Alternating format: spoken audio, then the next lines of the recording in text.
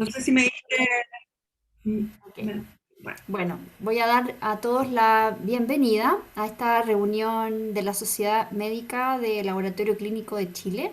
Mi nombre es Carolina Prieto y presido esta sociedad y es un gusto hoy día tenerlos a todos reunidos aquí para primero contarles que nuestra sociedad médica ha hecho un convenio con la entidad SENS, que es una organización que está dedicada desde hace unos años a todo lo que tiene que ver con ciencias de datos y su aplicación a el área de la salud, que es una línea de investigación y al mismo tiempo de ciencia más bien aplicada que se está implementando con una velocidad creciente a nivel mundial y gracias a eso nosotros en conjunto con SENS hoy día contamos con nuestra speaker Paulina Ruiz, que también colaboró con el programa científico del Congreso de la PAC que tuvimos en marzo.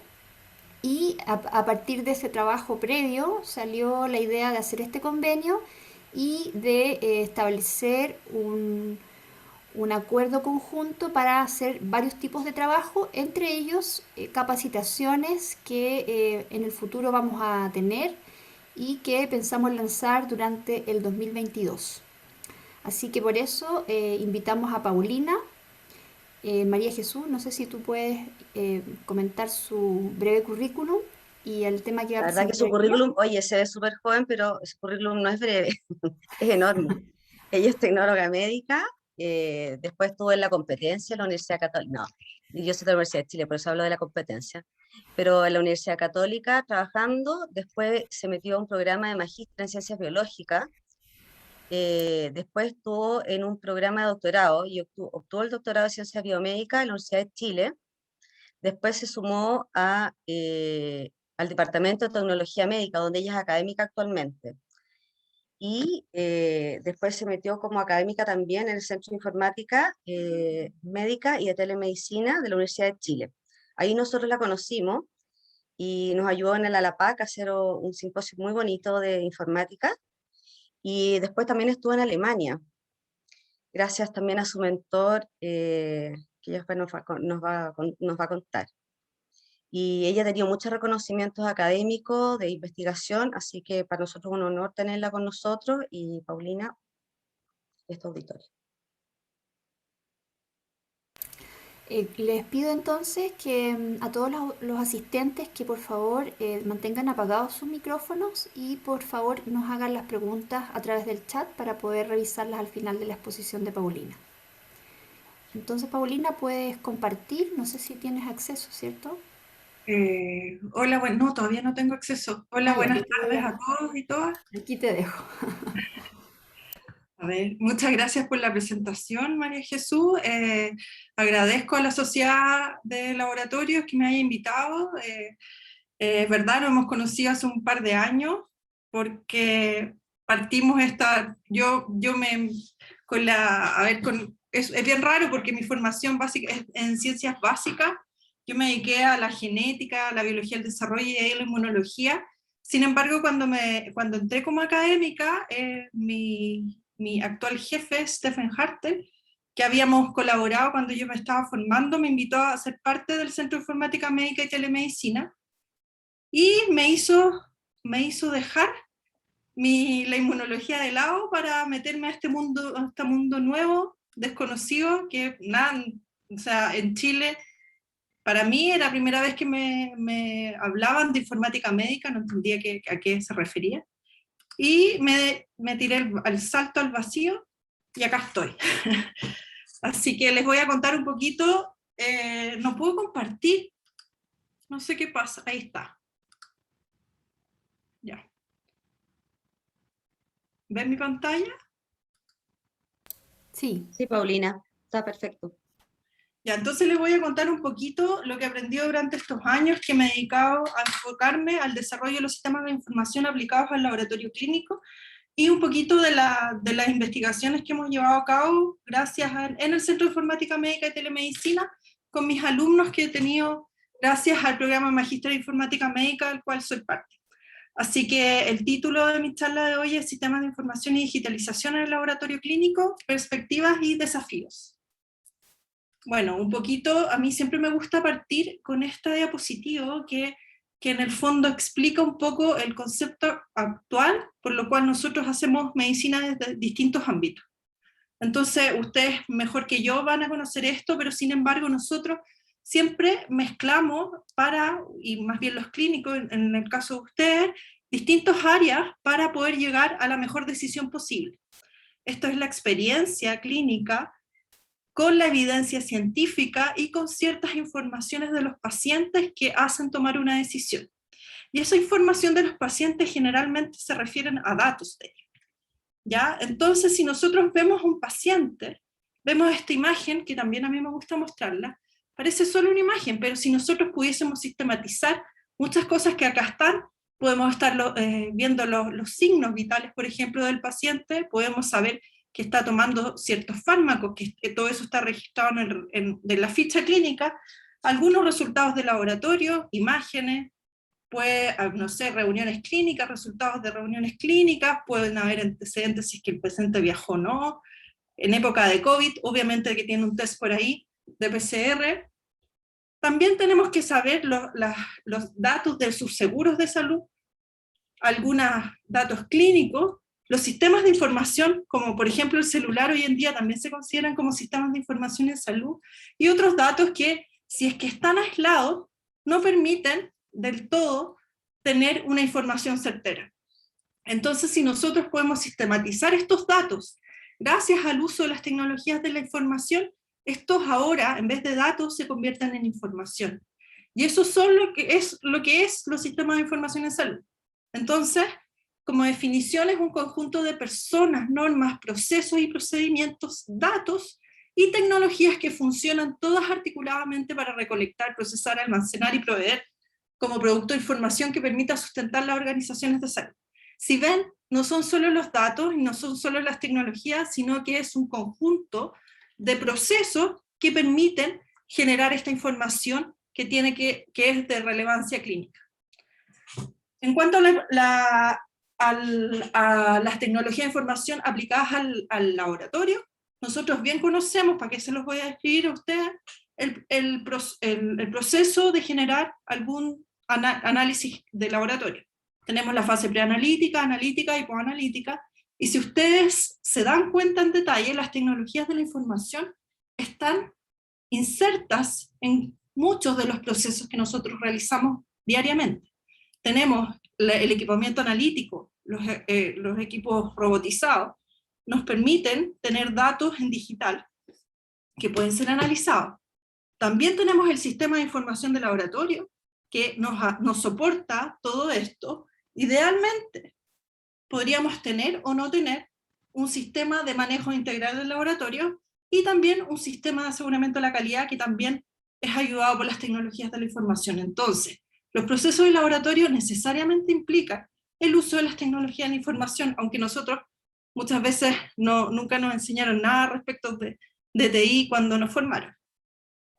Bueno, entonces tenemos que, dentro del el sistema principal, o el sistema de información aplicado al laboratorio, nosotros lo denominamos LIS, el acrónimo LIS, y siempre interacciona, o debiese interaccionar con distintos otros sistemas de informaciones que forman en su conjunto el sistema de información de salud o sistema de información hospitalario. Por ejemplo, puede estar asociado al registro clínico electrónico, al sistema de soporte de la decisión clínica, si es que se cuentan o no. Tenemos algunos sistemas de información de radiología. Acá tenemos el sistema de empaquetamiento de las imágenes en radiología, y pueden haber otros, ¿no es cierto? Como farmacia, admisión, la cuenta, sistema de gestión de cama, el índice maestro del paciente. O sea, si ven, los sistemas de información hospitalario están asociados a múltiples o a varios otros módulos que hacen que interaccionen entre ellos y generen una perspectiva de soporte de datos más global. ¿Ya? Los LIS en el laboratorio tienen una función dual. Ustedes saben que por un lado, tenemos que fuera del laboratorio, el LIS típicamente es parte de la red del sistema de información, como se nos mostró recién, y permite el intercambio con la información clínica relevante, del registro del paciente, por ejemplo, con la cuenta corriente u otros datos del paciente, como les mencioné antes. Y en el laboratorio, por otra parte, el LIS puede o no, dependiendo, porque yo les hablo como en general, pero la verdad existe una enorme variedad de LIS por ahí que pueden o no estar haciendo esto que yo les estoy mencionando.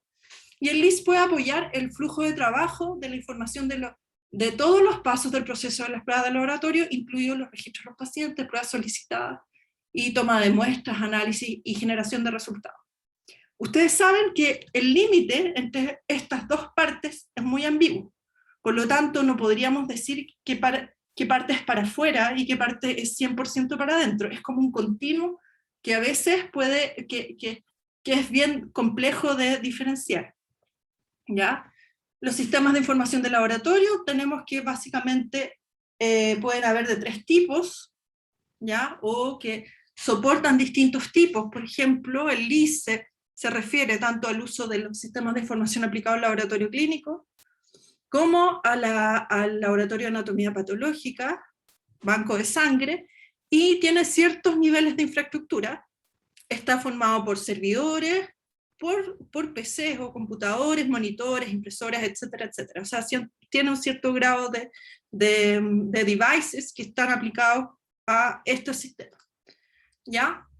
Dentro de las funciones del LIS, esto básicamente es un resumen que encontré en este libro, que muestra más o menos cuáles son las funcionalidades que puede tener un LIS, dependiendo del área del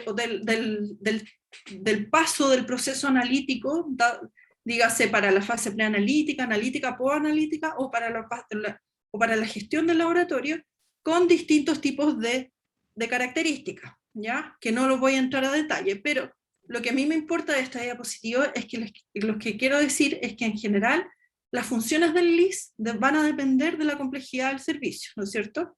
No existe un consenso de los requisitos mínimos que un LIS debiese tener. Usualmente apoyan el proceso analítico y existen tanto desarrollos propios como soluciones comerciales, y hay una extensa variedad y diversidad. Que a veces lo que ocurre usualmente con nosotros es que los LIS están asociados a, básicamente, es como un accesorio a una licitación que se dan para los analizadores robóticos, digamos, y que viene anexado con esa licitación. Por lo tanto, no hay una compra, hablo en términos generales, como dirigida o que se estudie bien qué LIS se va a utilizar o no, o cuáles son las características. Entonces, por eso un poco esta charla, para empezar un poco a dar vuelta y empezar a ver los LIS no solamente como un software que me permite validar los datos, sino que es un sistema que me permitiría hacer múltiples cosas o integrar más los datos, que vamos a ver qué otras cosas se pueden hacer con otros sistemas de información, o educar para que en un futuro no muy lejano empecemos a usar los datos de una manera más contundente y con más aplicaciones. Bueno, hoy me canso, no sé por qué. Esperemos un poco porque estoy...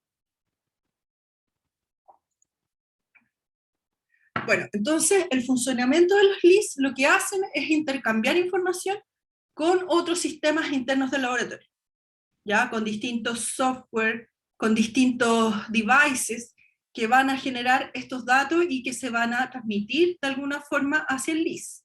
La eficiencia de estos datos, o el intercambio de datos, va a depender de qué tan exitosa haya sido la implementación del hardware y el software, ¿ya? Para intercambiar la información con los diferentes sistemas, el LIS utiliza una interfaz que es una combinación del software y las conexiones que traducen los mensajes electrónicos, ¿ya? Y estas interfaces pueden interaccionar con las interfaces de otros instrumentos y con sus aplicaciones respectivas, ¿ya? En algunos casos existen algunos analizadores, por ejemplo, que no son compatibles con alguno de los software que tiene el laboratorio. Entonces, en ese caso se desarrolla un sistema conocido como middleware, que permiten la comunicación entre ellos. Y eso es bastante usual que ocurra en los laboratorios, ¿no es cierto? Si el middleware también puede desarrollarse y puede generar algunas soluciones extra, ¿ya?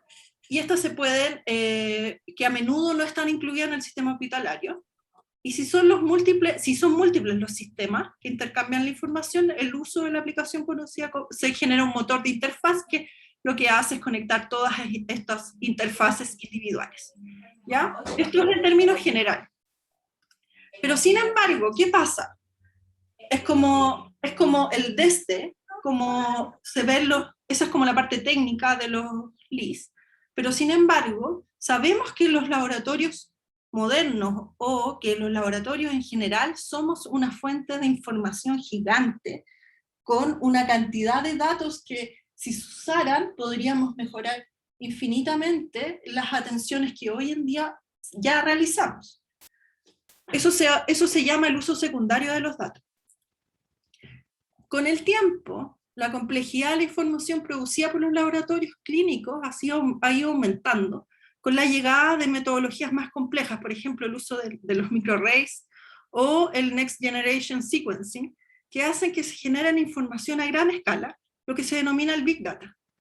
Entonces, ya se van a empezar a requerir sistemas informáticos que puedan hacer gestión de este Big Data, por ejemplo, con herramientas de bioinformática, que puedan generar informes que sean clínicamente útiles, ¿ya? Esa es una nueva necesidad que la introducción de las nuevas tecnologías hace que vayamos a tener que desarrollar. Por otro lado, tenemos que los LIS ya funcionan súper bien en la fase analítica, con los autoanalizadores, eso anda bastante bien, pero sin embargo, los LIS hoy en día, no, la parte preanalítica y la posanalítica no sustentan tanto el trabajo, el flujo de trabajo en un laboratorio. Por lo tanto, es necesario aumentar o modernizar los LIS para que apoyen más en la fase preanalítica y en la posanalítica. Uno de esos, de las cosas que ya se están implementando, sobre todo en posanalítica, tiene que ver con la autovalidación, ¿no es cierto? Que con el uso de la inteligencia artificial y algoritmos permitiría en el fondo validar resultados del laboratorio de manera automática, o disminuyendo así un montón la carga de trabajo. Y lo otro es que es lo que le hablé previamente, que los sistemas, los laboratorios como generan esta cantidad inmensa de datos, estos podrían estar asociados con aspectos extra que hoy día no tenemos, como sistemas extra analíticos, que incluyan, por ejemplo, la inteligencia artificial, que permitan generar algoritmos o información que nosotros no lo vamos a poder detectar por nuestras limitaciones humanas propiamente tal. Pero sin embargo, y lo otro muy relevante que es necesario de realizar, es poder interconectar los distintos LIS, ¿ya? Porque hoy en día se trabaja de forma aislada, un laboratorio por un lado y otro laboratorio por otro, y no permite en el fondo conocer los datos si es que el paciente tiene otras prestaciones anteriores que son relevantes también para los laboratorios de conocer. Este es un esquema que resume cómo sería un LIS ideal, que está publicado en este paper que está acá. No sé si ven mi flechita. Yo juro que estoy Paulina, mostrando. se ve perfecto. Ya, perfecto. Entonces, lo que usualmente ocurre con un sistema de información de laboratorio es que se genera una orden de trabajo, se ingresa la muestra, se procesa una muestra, se analiza el resultado, se genera un resultado, este puede ser validado, interpretado, y se genera un reporte, ¿ya? Pero fíjense todos los otros cuadros extras que podrían estar asociados a un sistema de información de laboratorio. Por ejemplo, acá tendríamos asociados al reporte, estos reportes se podría ir a un sistema de minería de datos que extrae la información y que puede ser, por ejemplo, generar algún algoritmo de inteligencia artificial para el diagnóstico de otro tipo de patología, no sabemos qué. Eso se puede, por ejemplo, también asociar, esto ya es un poco más usual, con un sistema de control de la calidad que también puede ayudar a la validación de los resultados. Acá se puede digitalizar un sistema de expertos que pueda validar también, de manera automatizada. Y todo esto puede generar mayor conocimiento. También puede estar involucrado aspectos financieros de inventario y de personal que puedan efectivamente ayudar también con estos reportes cruzados que permitan manejar de manera mejor administrativamente al laboratorio. Y esto puede generar gráficos y estadísticas y muchas otras cosas más. Por ejemplo, acá se pueden generar análisis inmediatos demográficos, de medicamentos, etcétera, etcétera. Todo lo que se puedan imaginar se podría hacer si es que nosotros tuviésemos disponibles los datos de manera legible por sistemas de información, que es básicamente la limitante para que esto no ocurra. ¿Por qué no ocurre esto? Porque como les dije antes, tenemos un montón de devices que están conectados con middleware o como parches. Entonces, este LIS, cuando nosotros queremos escalar y podemos básicamente conectar esto con otro laboratorio, con este enredo de cables es como medio difícil. Y cables no es de manera literal, sino que más bien con códigos que son distintos, con lenguajes que son diferentes, con estos middleware que conectan una cosa con otra. O sea, imagínate si quisiéramos escalar esto. Sería bastante difícil. Por lo tanto, ya es complejo, básicamente, tener todos los middleware o todos nuestros devices, sobre todo laboratorios grandes, conectados con el mismo LIS. ¿Ya? Esto también escala cuando tú quieres conectar tu LIS con tu sistema de información del hospital, porque también hablan en lenguajes distintos. Por lo tanto, impide, en el fondo, el desarrollo de estos LIS que sean más bien inteligentes. La alternativa a esto, en vez de tener estos parches, es como si tuviésemos un vendedor único que usara todo igual, y sabemos que esto es inviable, ¿ya? Por lo tanto, es esencial que los sistemas de información del laboratorio, como los autoanalizadores, posean un lenguaje común con una estructura común de los datos. Es la única forma factible en que se puedan comunicar y alcanzar estos sistemas más bien inteligentes que les mencioné anteriormente. Entonces, como les dije, los LIS actualmente trabajan independientemente, ¿no es cierto? No hay una nomenclatura común para los tests. Los tests de un laboratorio pueden tener distintos códigos, pueden tener el código FONASA o pueden tener el código local, por lo tanto, hay que estar traduciendo qué código significa qué cosa en cada institución, ¿ya? Y no hay claridad tampoco del concepto de interoperabilidad, que es lo que básicamente la forma que yo puedo subsanar esta falencia en los lenguajes de comunicación. Acá vemos que hay distintos proveedores, hay muchos más en realidad, que tienen distintas partes en el mercado hoy en día en los laboratorios. En Chile tenemos al COAS Infinity, tenemos Grupo BIOS con cierta porcentaje de representación, tenemos Omega, etcétera, etcétera, que son de distintas empresas, por nombrar algunos. Sin embargo, existen desarrollos propios, muchas cosas, y sabemos que cada uno va a usar terminología diferente para comunicarse con sus propios devices, y si es que se tuviese que conectar con otro instrumento de otra empresa, tienen que usar estos middlewares. ¿Ya? Entonces, es por eso que intercambiar la información es prácticamente inviable, y gracias a eso perdemos millones de dólares en exámenes repetidos, por lo menos en el sistema de salud público. Si es que esto no fuese, si es que pudiésemos tener acceso a estos datos, si el paciente se puede mover de un lugar a otro con sus propios exámenes de laboratorio, y no solo sus exámenes, sino que el registro clínico electrónico, por ejemplo, se podría mejorar mucho la oportunidad y la calidad de la atención de los pacientes, y por lo tanto el acceso. Entonces, las autoridades se han dado cuenta de esto y han tratado por lo menos de generar ciertas estrategias para la digitalización de la atención en salud. La primera de ellas fue la estrategia SIDRA, que se lanzó el año 2017, que lo que quería en el fondo era la implementación de ciertos registros básicos electrónicos dentro las instituciones de salud, que era la ficha clínica electrónica, el LIS y el RISPAX, ¿ya? Eso concluyó el año 2020 y se supone que iba a una segunda fase que se licitó, pero no me acuerdo bien qué pasó ahí, porque después vino la pandemia y todo lo demás, pero sin embargo, hay iniciativas que les voy a contar más adelante de dónde están. Ya, entonces tenemos ¿cómo podemos solucionar esta tremenda brecha?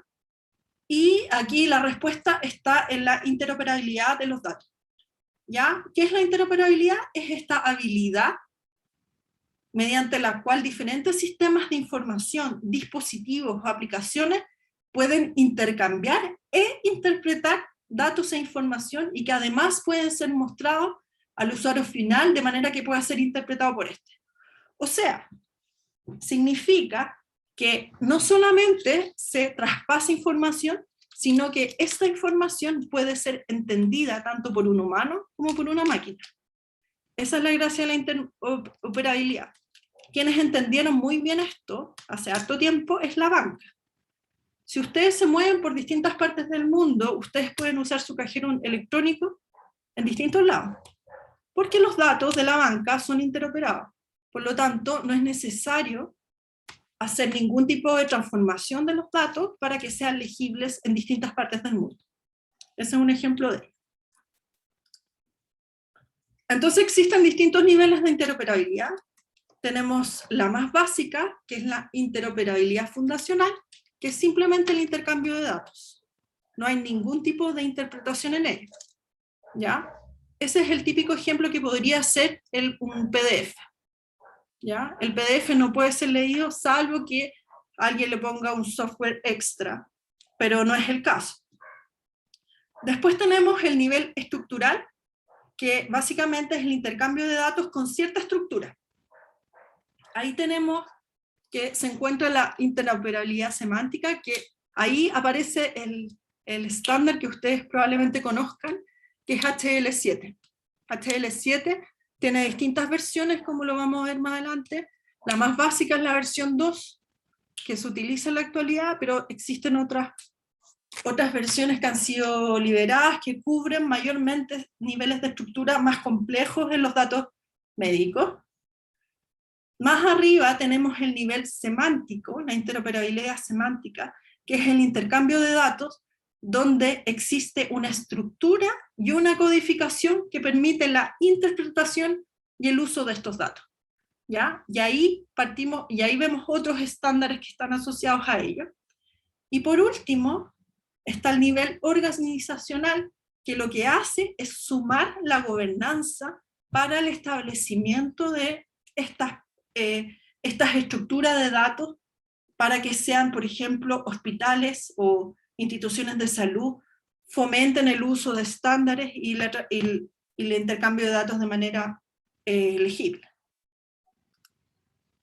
Bueno, acá lo que les iba a mencionar, que en el fondo el MinSal en el año 2018 lanzó la estrategia del hospital digital, partió con todo un boom de tratar primero de establecer el hospital digital, de hacer telemedicina y un montón de cosas que se vio frenado, y ahora con la pandemia se retomó bastante.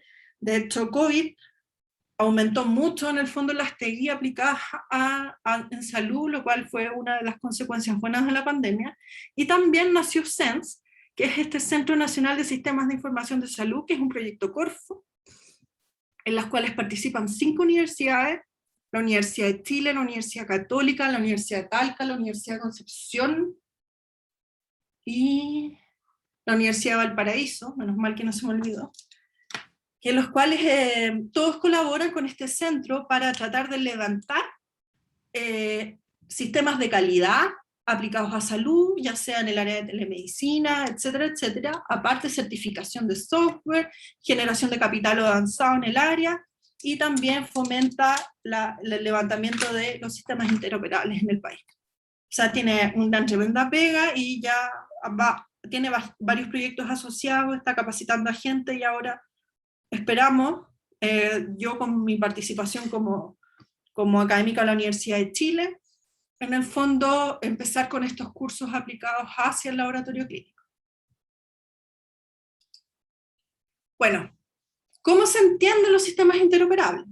Tenemos que en la actualidad, tenemos que, si se realiza un examen, la información que se genera o los datos que se generan pueden ser de las personas que analizan estos datos, o también de los analizadores automatizados que lo que hacen es que transfieren esta información a los LIS, y esto se va al registro clínico electrónico. Como no hay una estructura dada, en general se genera un informe en PDF que puede ser leído o no, si es que tiene el registro clínico electrónico asociado en el LIS, porque en algunas partes no existe tampoco. ¿Qué pasa? Cuando se establecen estos estándares o la interoperabilidad, primero el proceso tiene que ser un proceso interoperable, con una estructura interoperable y una semántica interoperable. Acá estos son los códigos, o sea, los distintos estándares que pueden apoyar esto, y cuando esto se establece, la información puede ir a otros sistemas que pueden analizarla de una manera más profunda, y eso significa el uso secundario de los datos, ¿ya? En los cuales se puede, por ejemplo, hacer investigación clínica, se puede hacer vigilancia epidemiológica, o pueden ir a registros nacionales de salud con todas las ventajas que esto conlleva. Que en pandemia no hubiese venido al dedo si que esto hubiese estado implementado desde antes. ¿Ya? Entonces, para interoperar es necesario el uso de estándares. No se puede interoperar si no se usan estándares. Y tenemos, como ya les dije, como hay ciertos niveles de interoperabilidad, hay distintos tipos también de estándares. Tenemos que existen los estándares de sintaxis y los estándares de semántica, y lo que tienen que saber es que ningún estándar cubre todo. Por eso existen varios, como está acá, DICOM es usado para imágenes en medicina, SNOMED, CT es usado para diagnóstico, tenemos LOIN, que es nuestro principal estándar utilizado de semántica en el laboratorio, y acá tenemos algunos estándares de sintaxis, como son HL7 y HE, y tenemos por último la última versión de HL7, que es HL7 Fire. Vamos un poco primero a los estándares de sintaxis. Tenemos que HL77, versión 1, se desarrolló en 1987. Tenemos que a la fecha, fíjense, el año 88 se libera la versión 2 de HL7, que organiza los datos de una manera muy rudimentaria, por decirlo de algún modo, y que se han liberado otras versiones que no sé si se han instaurado hoy en día en nuestro país. Tenemos que una de las últimas versiones, CDA, se trató de trabajar con ellos en Hospital Digital en cierta medida, pero la idea es que siempre se trabaje con el estándar más nuevo, porque va a cubrir más procesos asociados. Y acá les muestro la última versión de HL7, la HL7 Fire, que es Fast Healthcare Interoperability Resources. ¿Cuál es la gracia de Fire? Ustedes se pueden meter a la página de Fire, ahí está el link, tienen acceso a todas las herramientas de Fire, y se puede hacer prácticamente todos. Esto se liberó, la primera versión creo que a finales del 2018, y aún está en proceso de construcción. O sea, uno puede aportar, por ejemplo, con algún recurso que necesite y preguntar, y ellos te pueden asesorar directamente con la generación de recursos. ¿Cuál es la gracia de Fire? Ya ha cubierto, por ejemplo, un 80% de las cosas más comunes que se realizan en medicina. Este no es solamente aplicado al laboratorio, sino que a todos los procesos clínicos. La gracia de Fire es que usa tecnología REST, por lo tanto es compatible con todos los devices como teléfonos celulares, tablet, y tienen acceso a través de herramientas de internet. ¿Ya? Apoya la legibilidad humana. Como ven acá, uno puede ver qué recurso, por ejemplo, de Fire hay, y uno puede llegar a entender la estructura de ellos cuando los lee. Puede ser representado en múltiples sintaxis, JSON, XML, Turtle, que son cosas ya más técnicas de los programadores. y también, como les dije, es legible de manera humana y que usa estos recursos, que los intercambia con este nuevo lenguaje, que es lo que ha permitido el desarrollo de múltiples aplicaciones de los sistemas de información en general. En cuanto a semántica, tenemos que el principal estándar utilizado a nivel mundial en el laboratorio se llama LOINC. LOINC viene de su nombre en inglés, Logical Observation Identifiers, Names and Codes, y proporciona un conjunto universal de códigos estructurados para identificar observaciones clínicas de laboratorio. Acá está, les dejo el link por si lo quieren ver. Ellos están liberando constantemente nuevas versiones, tienen un buscador web que se los voy a mostrar, que permite encontrar los códigos para cada examen existente casi en el planeta. Bueno, ¿qué es LOINC? Es un estándar universal para identificar mediciones, observaciones y documentos en salud. No solamente existen códigos LOINC para el laboratorio, sino que, por ejemplo, existen códigos LOINC para algunos procesos de enfermería o anatomía patológica, que no necesariamente es del laboratorio. Es global y de libre acceso. Permite que los datos de salud sean portátiles e incomprensibles por los distintos sistemas informáticos, como les dije anteriormente. ¿Qué pasa sin LOINC? Acá tenemos un mismo examen, fíjense todas las formas, esto es solo en inglés. La enzima convertidora de angiotensina, fíjense este código, para el mismo examen, todos los códigos que podrían existir. Esto es solo un ejemplo, muy, muy pequeño, pero podemos dar múltiples ejemplos de que ocurre esto mismo. Por lo tanto, si uno usa LOINC, puede asignar el mismo código en cualquier parte del planeta para el mismo examen.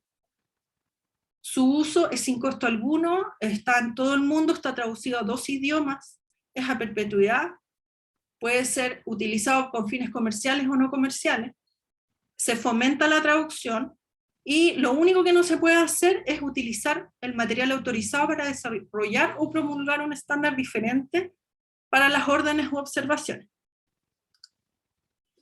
¿Cómo se construye LOINC? LOINC, acuérdense que una de las características de un estándar es que tiene que ser legible tanto por el humano como por la máquina. Por lo tanto, tiene cierta estructura para que nosotros podamos entenderlo. ¿Ya? Entonces tiene los 2 principales atributos, que es el código propiamente tal, que es este código numérico, y aparte tiene el nombre total especificado. ¿Cómo se construye este nombre? Acá tenemos el código, fíjense, para este examen, que es secuencial, tiene un penúltimo dígito con guión, que es para los sistemas informáticos, lo que permite es la confirmación, que es eso, el carácter final modo 10 check digit, bueno, no viene al caso para esta presentación, no tiene un significado intrínseco, y una vez liberado, nunca se retira. Entonces este es el código, esto es lo que va a leer el equipo, ¿ya? Pero lo que va a leer el humano va a ser el fully name specifier, ¿ya? Que este es el nombre que nos va a permitir mapear el examen. Y después aparecen otros nombres como más resumidos que tienen otras características. Pero cuando uno mapea, se fija en este nombre.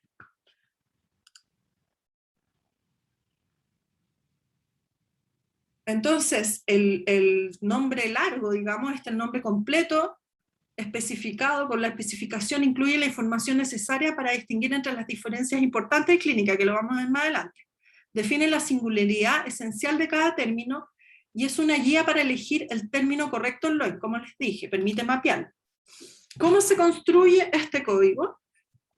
Cada parte de este fully name tiene, la primera parte va a ser el componente, que va a estar dado por el analito, por lo que vamos a mirar. Después la propiedad, cuál es la característica del atributo, que puede ser, por ejemplo, concentración o puede ser actividad. Va a ser el tiempo, si es, por ejemplo, la determinación se hace en punto final, o es una cinética que se mide en varios tiempos. El espécimen, que es la muestra, básicamente. La escala, que puede ser ordinal, cuantitativa, semicuantitativa, por ejemplo, y el método, que es el único atributo que es optativo. Estos otros 5 son todos obligatorios. ¿Ya? Entonces, ahí tengo el código, y ¿cuál es el nombre completo de esto? Es colesterol, acá lo vamos a ver parte por parte. Entonces tenemos que la primera parte es el componente, de ahí viene el atributo, que es este de acá, que va a ser concentración, el tiempo, o timing, que va a ser el punto final, el sistema, que va a ser dónde se está midiendo, en este caso suero plasma, y la escala, que es cuantitativa, y el método, que es un ensayo directo. ¿Ya? Resumiéndolo. Acá lo tengo parte por parte, por ejemplo, en este caso yo les puse el componente, que va a ser ejemplos de componentes: sodio, identificación de Bruselas, antígeno P24VIH, peso corporal, etcétera, etcétera, etcétera, etcétera. ¿Ya? Que es esa primera parte del full innate. Después tenemos la propiedad, que puede ser concentración, masa, concentración catalítica, etcétera, etcétera, que está acá, y fíjense que acá está la abreviación en LOINC. Después tenemos el tiempo, acá está la abreviación puesta en LOINC, que el PT corresponde a punto final, digamos, o un punto. Acá tenemos 12 horas, 24, etcétera, etcétera, distintos tipos de muestra. Acá está la abreviación, y acá se ve lo que es. Acá tenemos que es cuantitativo, y por último, ese código es una prueba directa, es un ensayo directo. ¿Ya? Entonces, por ejemplo, si queremos ver cuál es el código para un recuento manual de glóbulos rojos en líquido cefalorraquídeo, entonces lo que vamos a ver es, primero, el componente va a ser leucocito, que es lo que vamos a medir. Después vamos a tener la propiedad, que lo que vamos a hacer es concentración en punto final. Por último, en líquido cefalorraquídeo, con la escala cuantitativa, y el método va a ser método manual. Y acá está el nombre total: leucocitos, concentración, punto total, líquido cefalorraquídeo, cuantitativo manual. Y ese tiene el código 806 asociado. Entonces, de esa forma, uno puede definir o mapear qué es lo que exactamente está buscando. Porque esto mismo podría ser, por ejemplo, si cambia la muestra, va a cambiar el código. Pero ¿cuál es el problema de LOINC?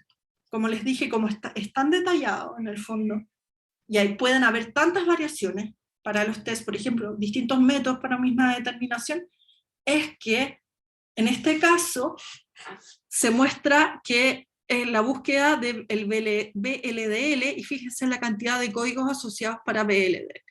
Por lo tanto, se requiere tener de conocimientos de laboratorio para poder mapear y implementar la terminología. No es alguien que uno pueda delegar este trabajo a un informático que te cambie los códigos y que te lleve al uso del LOINC. Uno necesariamente va a tener que tener a alguien que sepa de cómo funciona un laboratorio y sepa el trabajo del laboratorio para hacer el mapeo correcto. Entonces es un trabajo bien de joyería, pero se hace una vez, no más. Les cuento que el LOINC es obligatorio en Estados Unidos hace 10 años atrás. ¿Ya? Acá está el archivo donde se especifica que LOINC es el estándar obligatorio para su uso, y también la CAP nos recomienda ya que el estándar de interoperabilidad, y recomienda el uso de LOINC para generar sistemas de información interoperables en el laboratorio. Acá les quiero mostrar este artículo que encontré, que es el seguimiento de 20 años de evaluación de LOINC en Estados Unidos en varios hospitales estos hospitales de veteranos de Estados Unidos. Voy a sonar, discúlpenme. La alergia. Ahora sí puedo respirar. Entonces, fíjense que desde el 1999 hasta el año 2019, cómo ha sido la implementación, el porcentaje de códigos LOINC que se han utilizado. Ellos, los autores, lo dividieron en los resultados totales por test y los resultados con códigos LOINC. Y ven que han tenido un incremento y que les ha costado bastante. O sea, llevan 20 años en eso. acá vemos el número de códigos LOINC con uso activo. Fíjense la cantidad, la escala. Acá tenemos desde hasta 12.000 códigos LOINC. O sea, para que vean, la implementación es algo que es bastante complejo y requiere su tiempo para llegar a cubrir la mayoría de los exámenes del laboratorio. Y que más encima, si se fijan, acá está la implementación, ellos hicieron un ensayo que comparaban, hicieron como comparaban la correcta asignación de códigos LOINC. Entonces vieron que pusieron una tabla de contingencia de verdaderos positivos, falsos positivos, etcétera, etcétera, tal cual como se genera un cambio de método para saber si es mejor o no. Y vieron que, fíjense, que habían bastantes falsos negativos cuando al principio, que esto bajó y que al final también se ve lo mismo. O sea que el aprendizaje es bastante lento. Lleva su tiempo asignar los códigos correctos. Estos son los códigos correctos. Pero si se fijan, no en todos los casos, por ejemplo acá para la beta, por la subunidad beta de la gonadotrofina en plasma, muchas veces se asignaron códigos malos para esto. ¿Ya? Entonces es un proceso bastante laborioso y complejo, y como les dije, la principal desventaja que requiere, no sé si desventaja o ventaja, que requiere a alguien que sepa de laboratorio para poder implementarlo. Y encontré estos dos artículos recientes que hablan, uno, le puse el yin y el yang, porque básicamente unos hablaban de que LOINC es esencial para poder generar interoperabilidad, pero en otros lados, estos autores hablaban que LOINC posee riesgos para la seguridad de los datos para su implementación. Básicamente lo que los autores decían en este artículo, que se podían, como el trabajo es tan específico para generar la codificación correcta, que pueden haber errores asociados al proceso de codificación, lo cual es cierto. Y que se requiere de bastante aprendizaje. Sin embargo, acá estos autores decían que básicamente es absolutamente esencial para, por ejemplo, la implementación de este programa, que es el listado esencial de pruebas diagnósticas que lanzó la Organización Mundial de la Salud, que es como el DESDE de los exámenes de laboratorio a nivel mundial que se deben requerir para tener estándares de cobertura y atención de los laboratorios, y que si es que no se pueden utilizar los códigos LOINC, es muy difícil que se lleguen a implementarlo, este listado en distintos países del mundo. Por lo tanto, tiene sus gente que fomenta su uso y otras personas que no les gusta tanto. Sin embargo, no tenemos otro estándar que nos permita generar sistemas interoperables, y se ha adoptado en distintos países, tanto en Europa y, como ya sabemos, en Estados Unidos es obligatorio. El uso de estos estándares entonces nos va a generar esta salud digital que nos va a permitir básicamente distintas cosas en distintos niveles. A nivel de los pacientes, portar la información, moverse, disminuir el tiempo de atención, etcétera, etcétera. Monitoreo remoto, muchas cosas. En cuanto a los sistemas de salud y pagadores, se puede hacer control remoto no sé, de las camas, por ejemplo. Este artículo es una revisión súper bonita que habla de interoperabilidad aplicada a distintos sistemas de información, no solamente el laboratorio. Y una de las cosas más importantes que sí tiene que ver el laboratorio es básicamente su rol de vigilancia epidemiológica. Por eso resalto esto. Y ahora les voy a mostrar un poquito los resultados que hemos tenido nosotros con la generación de un reporte interoperable para la notificación de las vigilancias a las resistencias antimicrobianas. Sabemos, no voy a entrar en detalle, lo importante que es la notificación y la vigilancia de la resistencia antimicrobiana, todos lo sabemos. ¿Ya? Pero una de las cosas que no le hemos echado mano, que yo creo que ahora en pandemia sí se le ha hecho mano, es la vigilancia que debemos hacer con los sistemas de información en salud. O sea, si tenemos datos, tenemos que usarlos, y si tenemos sistemas electrónicos que lo pueden hacer. O sea, es la forma más rápida y efectiva para poder controlar, sobre todo la vigilancia a nivel por ejemplo, resistencia a antimicrobianos, y hoy en día en pandemia ha sido esencial, ¿no es cierto?, para combatir estas enfermedades. Sin embargo, los datos están aislados. Caemos una y otra vez en lo mismo, que los datos están aislados. Entonces, nosotros nos preguntamos que si es posible, esta es una tesis de magíster en informática médica, generar algún reporte interoperable que para la notificación de las arrays, que son las resistencias antimicrobianas de importancia de salud pública. Entonces fuimos a ver el formulario B3 que se utiliza para la notificación cuando se diagnostican estas resistencias. ¿Y qué pasa? Como es un PDF que se manda un correo, obviamente la oportunidad de los datos no llega como con la velocidad que uno quisiera. No existe un protocolo de interoperabilidad en el Instituto de Salud Pública y ni en establecimientos de salud pública. Por lo tanto, tampoco hay un uso secundario de datos. Si nosotros pudiésemos pesquisar tempranamente el diagnóstico, podríamos hacer incluso un mapeo de dónde se encuentra este brote dentro del hospital, sin pensar en las ventajas que tiene a nivel nacional esta vigilancia, si que la pudiésemos tener en tiempo real, que si fuera el caso, en el caso de que usar sistemas interoperables. Entonces la problemática es que no hay un reporte interoperable. Hay herramientas, existen herramientas para poder hacerlo, y en el fondo el enfoque es ahora cada vez integrar más los datos y poder utilizarlos. Por lo tanto, nosotros tratamos de transformar este sistema, este documento B3 en un reporte interoperable, o en el fondo la idea de este trabajo es generar un modelo para que esto se utilice.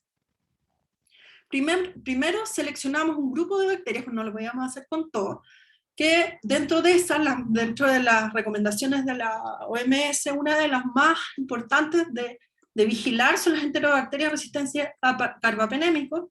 Por lo tanto, seleccionamos cuáles eran los diagnósticos, y acá tenemos la lista de todas estas bacterias.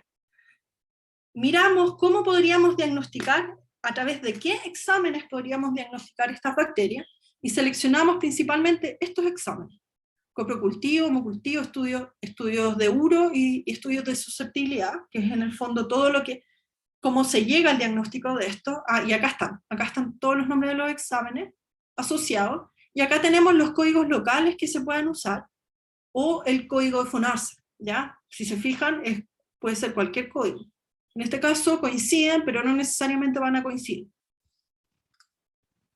Y usamos un modelamiento, que es cómo se modelan en el fondo los procesos a través de BPMN, que es una notificación estandarizada para el modelamiento de procesos en distintos ámbitos, que se utiliza ampliamente en otras industrias, pero no necesariamente en salud. Entonces tuvimos este primer modelado para poder, que establece las distintas fases del diagnóstico, que primero se recepciona la muestra, y no voy a entrar en detalle en el fondo, pero esta es la forma que definimos el modelo para poder detectar una resistencia a carbapenémico, ¿ya? Una vez que lo modelamos, ¿ya? Llegamos perdón, estoy como súper pasada ahora.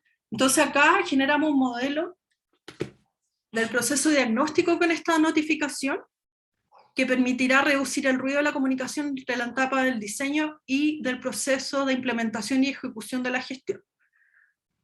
No hay precedentes de un modelado de notificación de bacterias resistentes en Chile. Esto es cierto, es la primera vez que se genera un modelo estandarizado utilizando esta nomenclatura de gestión de procesos, que permita ser utilizado y digitalizado en el futuro para poder hacer esta notificación de manera automática. Ahí luego identificamos los códigos LOINC asociados a estos exámenes. Si se fijan, como les dije, esto es una parte bien compleja de hacer. Se detectaron 229 códigos asociados solamente a estas 6 pruebas. por lo tanto ahí se tuvo que curar los datos y llegamos a un número menor de ellos, descartando los que no nos servían. ¿Ya? Entonces esta es como la principal limitante de LOIN, que necesita un arduo trabajo para hacer el mapeo. Luego, los diagnósticos, existe otro código que se puede utilizar LOINC o SNOMED-CT, tienen sus pros y sus contras ambos. Nosotros decidimos usar SNOMED, que es de diagnóstico, y acá generamos todos los códigos de SNOMED para las distintas bacterias que nosotros nos pusimos como meta. ¿Ya? Y todo este proceso lo llenamos, digamos, este proceso que les mostré con BPMN, lo llenamos en las distintas partes con los distintos códigos asociados, ya sea por LOINC o por SNOMED-CT. Por último, teníamos que modelar, básicamente, o generar la interoperabilidad sintáctica para la notificación de la resistencia. O sea, ahora pensando en el formulario B3. Entonces ahí lo que hicimos es detectar cuál era el mejor recurso. Acuérdense que les dije que Fire, acá utilizamos, porque tenemos que ver la estructura de los datos, y acá usamos el recurso Fire, el estándar Fire, con el recurso Diagnostic Report, que tiene la mejor estructura para cubrir todos los componentes que tiene este reporte. Acá tenemos el reporte, y vemos que el recurso Diagnostic Report tiene distintas información que permite la construcción de manera digital de este formulario. Entonces, lo que logramos es un modelado del proceso diagnóstico de este subgrupo de ARISE resistente a carbapenémicos con los estándares de gestión de BPMN. Se mapearon las pruebas de laboratorio, se mapearon los diagnósticos, se seleccionaron los recursos. Entonces, por esto nosotros pensamos publicarlos para que sea una forma referencial, si es que la comunidad quiere implementar este reporte automatizado para este subgrupo de bacterias. Claro que esto se puede escalar a distintas otras patologías, que en el fondo son las perspectivas que les muestro acá, que esta es una primera aproximación, y por supuesto se podría usar para cualquier otra notificación, puede ser VIH, ahora Hospital Digital, o sea, el MinSal hizo lo mismo. Nosotros éramos las pioneras, hasta nos demoramos un poco en hacerlo, éramos las primeras, pero de ahí vino la pandemia y se nos metieron y sacaron algo parecido con COVID. Pero ¿cuál es la diferencia? Es que nosotros pensamos en la parte de integración con el LIS. Lo que pasa es que, dado que pues los datos de COVID están interoperables, hoy en día se usan códigos LOINC y qué sé yo, pero sin embargo, como no hay comunicación con los LIS, es difícil que el diagnóstico, cuando se detecta en el LIS, pase directamente. Igual hay que llenar datos de un lado para otro, que en el fondo hace la diferencia en hacer una notificación más rápida. Y eso, acá está la foto de los aburrí parece, porque me demoré un poco más de la cuenta. Quería agradecer a Daniela Chienti, que es mi estudiante de magíster, que en conjunto realizamos toda esta segunda parte que les mostré, y bueno, agradecer también al Departamento de Tecnología Médica, que es donde yo trabajo, al Centro de Informática Médica y Telemedicina, que es donde generó mi mayor investigación, junto con la gente del Magíster en Informática Médica, donde Daniela es estudiante. Y quería agradecerle esta invitación a la Sociedad Médica del Laboratorio Clínico. Hoy se me fue el logo de SENS, pensé que lo había puesto. Y comentarles que estamos generando este curso, que lo vamos a lanzar el próximo año en conjunto con SENS y la Sociedad Médica del Laboratorio Clínico, para empezar a levantar todo el área de sistemas de información más inteligentes en Chile. Así que eso, muchas gracias por la invitación, y acepto preguntas, todas las que quieran. O sea, no sé si todas las que quieran, no sé si hay tiempo para eso, pero yo feliz les contesto. Excelente, Paulina. Muchísimas gracias. Y también te queremos agradecer a ti, en nombre de la Sociedad Médica del Laboratorio, que hayas podido participar tanto del Congreso como de esta charla.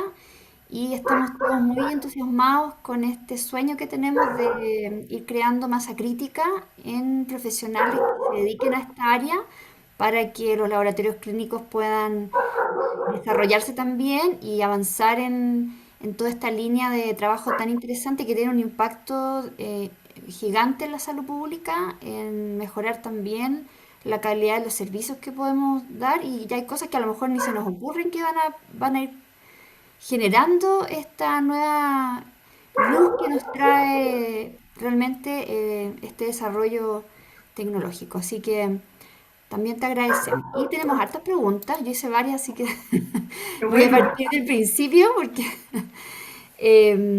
aquí Mauricio Videla hace una pregunta muy provocativa. ¿Estamos preparados para la información que el laboratorio puede proporcionar, por ejemplo, Reference Change Value? Wow. Si estamos preparados para la información, bueno, ahí tenemos, yo creo que ahí por lo menos el país ha avanzado con ciertas propuestas, como por ejemplo el Hospital Digital y la creación de SENS, que sin embargo no tenemos la gobernanza necesaria, porque estar preparados veo como la magnitud del uso secundario de datos, ¿verdad? Nos falta mucho en seguridad, nos falta mucho en legislación, pero yo creo que por lo menos en los intereses ya están más o menos eh, visibles para que se pueda eh, legislar respecto al tema, porque es una realidad. O sea, todos los días nos vemos enfrentados en que en nuestro Instagram, si es que tienen Instagram, aparece todo lo que nosotros googleamos en su minuto. Entonces, eso es uso secundario de los datos y que en otras áreas de desarrollo de los países se usan. Entonces necesitamos legislar en eso y también necesitamos visualizar la necesidad. Y ahí, en el fondo, es súper relevante la participación de la comunidad. En el fondo genere o visibilice la necesidad de la legislación respecto a esto, porque sin duda, si se usa de buena forma, esto puede mejorar sustancialmente la calidad de la atención a los pacientes. Y el hecho de legislar, ¿cómo sería tu mirada de aspecto para que esto avance? ¿No será que la misma legislación también puede generar que se rigidice? Porque, por ejemplo, tenemos la ley de derechos y deberes y también la ley de datos sensibles y de protección de la privacidad y de la información. Entonces, la legislación no será también esta otra cara de que te evita el desarrollo. Como todo tiene su lado bueno y su lado malo, pero por eso es súper importante la educación.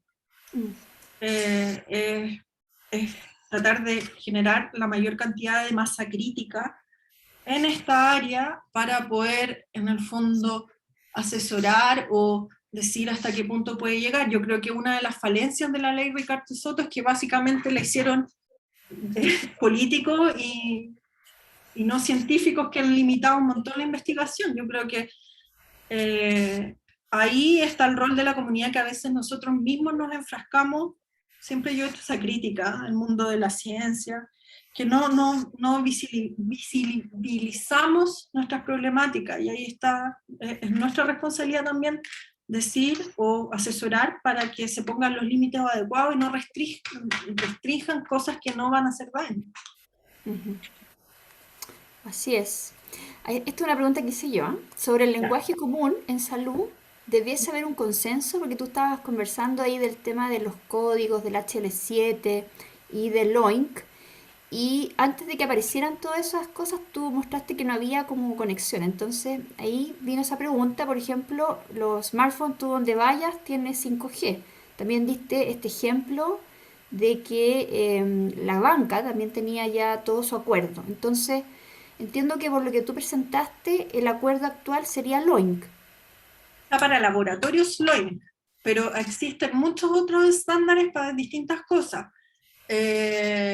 DICOM es el estándar de imágenes. Tú vas a ver todas las imágenes digitalizadas que tú vas a encontrar en los archivos DICOM, que en el fondo tú mueves por ejemplo, de un escáner a otro, va a poder leer tus datos.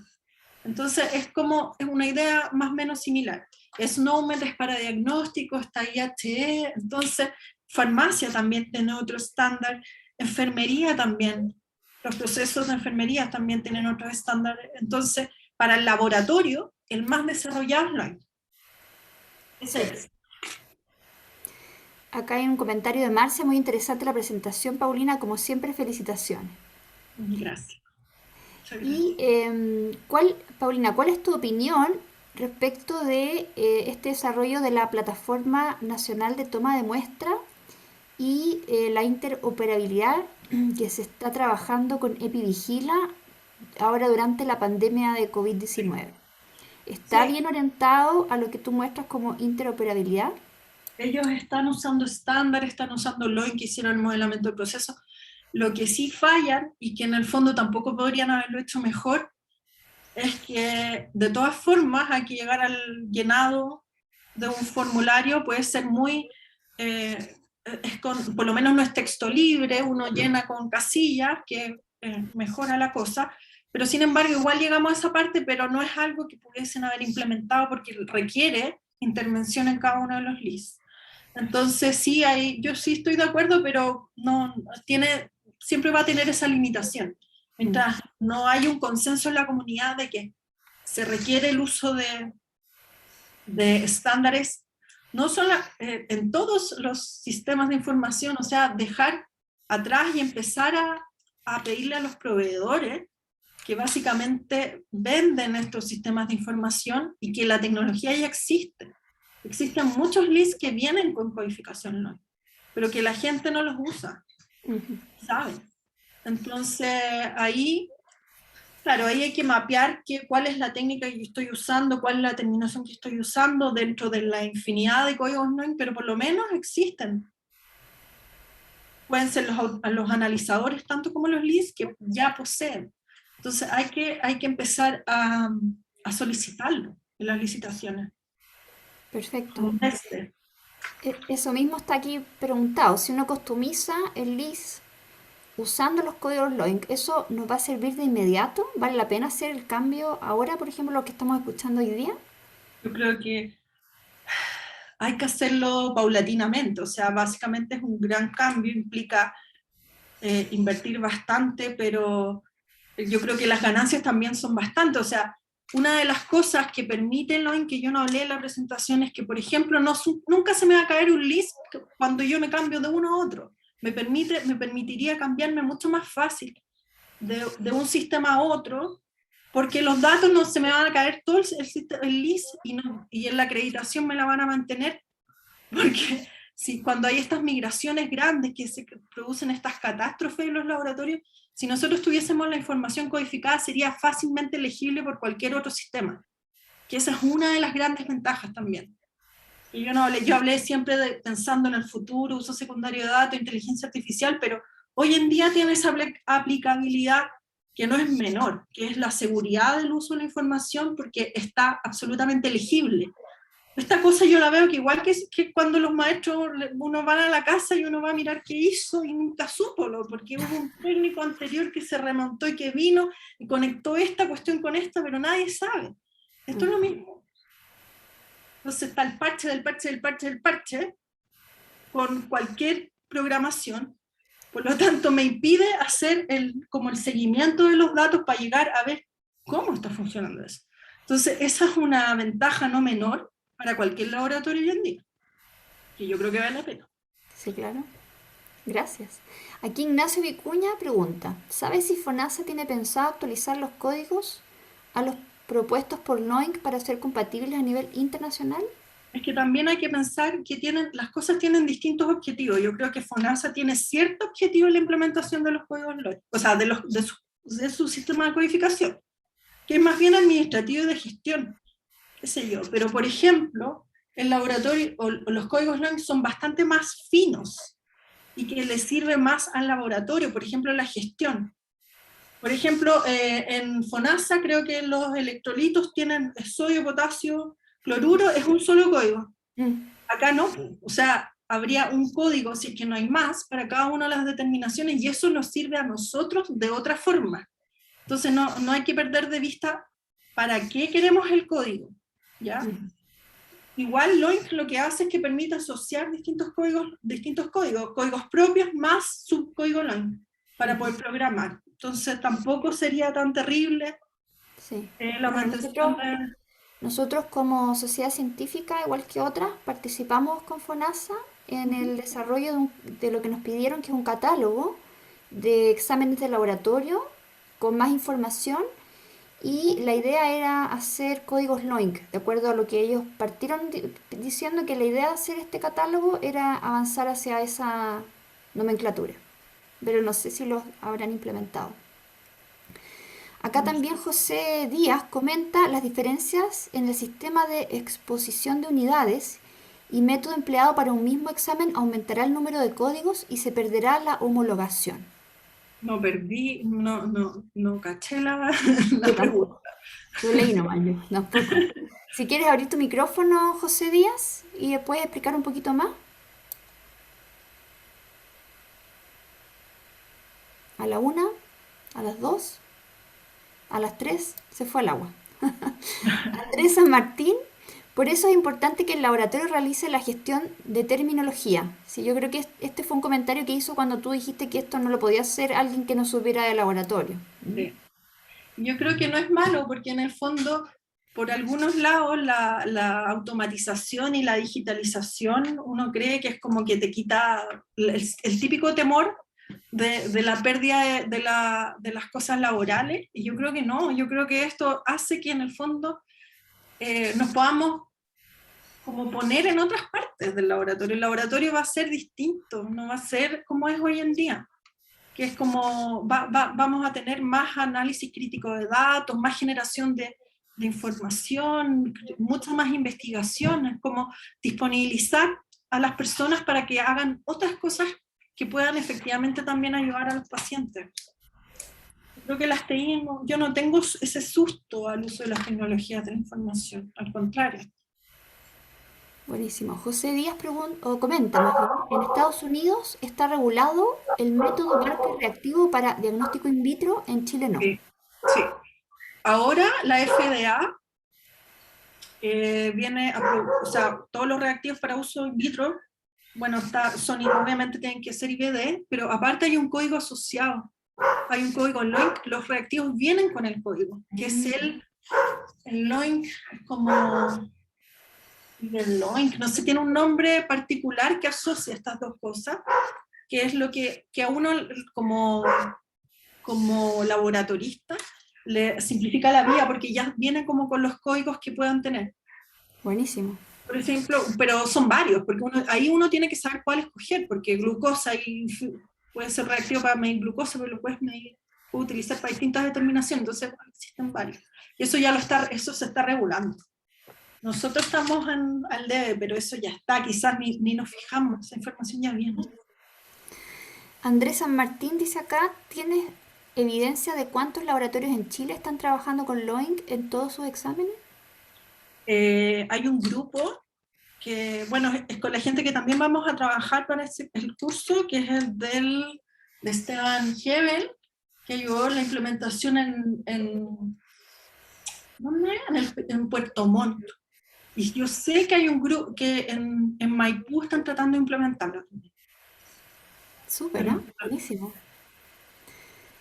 Después aquí Isabel Briceño pregunta, ante la implementación de un nuevo ELISA en un laboratorio, ¿sería bueno considerarlo una oportunidad para realizar esta estandarización? ¿Esto aumentaría los costos? yo creo que no debiese por qué aumentar los costos porque la tecnología está disponible. O sea, yo sé que hay ciertas marcas que ya en sus lists vienen con LOIME. Entonces, quizás eso genera la presión para la competencia de los proveedores más que otra cosa. Buenísimo. No debiesen, porque ya está disponible. Hay que empezar a usarlo. Ya, aquí tiene la última pregunta. Andrés pregunta, ¿tienen una instancia de chilenizar la terminología?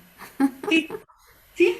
Ya que Es está la que no es española y menor porque argentina. también, sí, porque se fomenta la traducción. Hay una traducción hecha en Argentina. Entonces, si nosotros empezamos a presionar, podríamos tener nuestro chilenismo de exámenes, porque en Latinoamérica tampoco hay la misma forma de denominar los exámenes de laboratorio. Así que no es una pregunta Mira, mala, nosotros sí. hemos usado la local, dice acá. Andrés San Martín, pero local de Chile, ¿dices tú, Andrés?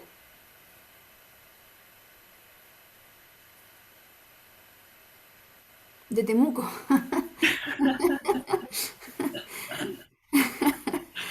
Bueno, la Buenísimo. idea es no usar de Temuco, de Arica, no, o por lo menos Hagamos pongamos una de de acuerdo Chile, con por lo Chile. menos. Pero yo creo que es, como dices tú, de América Latina, porque no es tan distinto Argentina o España, si No, son no. El español problema es que también. no son no sé, no hay, la cantidad de códigos no es la misma, po, faltan. Pero ahí se pueden ir, o sea, el LOINC está abierto, o sea, uno puede comunicarse con ellos y ellos te generan el código. Si uno encuentra algún examen, que no sé, me acuerdo, el seno diagnóstico por Vinchuca, quizás lo hacemos nosotros nomás, si que se Claro. usa todavía, no sé si eso tiene asociado un código, podríamos pedirlo.